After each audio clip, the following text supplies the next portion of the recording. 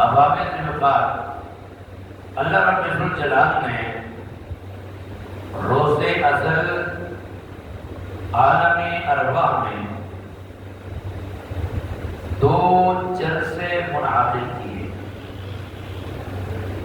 ایک جلسہ توحید کا اور دوسرا رسالت کا۔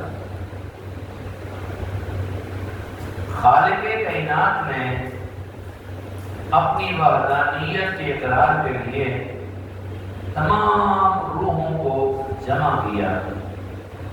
ان میں امیر بھی تھے، غریب بھی تھے، ادنا بھی تھے، اعلیٰ بھی تھے،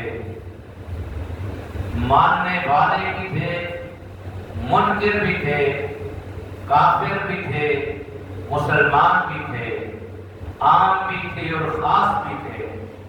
خالق کائنات نے سب روحوں کو عالم ارواح میں جمع فرما کے رب الجلال نے فرمایا الست بربکم، کیا میں تمہارا رب نہیں ہوں؟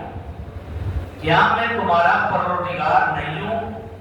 قالو، تو سب بولے، یک زبان بولے، بلا، کیوں نہیں تمہارا رب ہے، شہیدنا، ہم گواہ۔ یہ تھا جلسہ توحید۔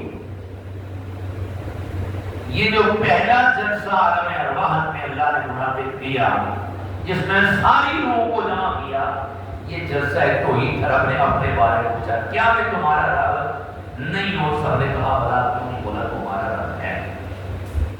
اب سنیے جلسہ رسالت۔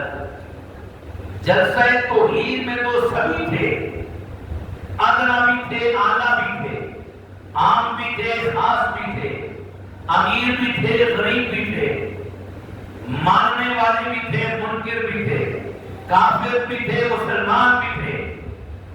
لیکن جب جلسہ رسالت کی باری آئی تو اللہ رب الجلال میں جلسہ رسالت میں صرف خاص لوگوں کو بلایا۔ جلسہ توحید میں سبھی تھے، مگر جلسہ رسالت میں صرف خاص ہی تھے۔ اللہ تعالیٰ نے اپنے محبوب کے لیے اپنے محبوبوں کو جمع کیا۔ کیوں؟ اس لیے کہ محبوب کی محفل کو محبوب سجاتے ہیں، آتے ہیں وہی جن کو سرکار بلاتے ہیں۔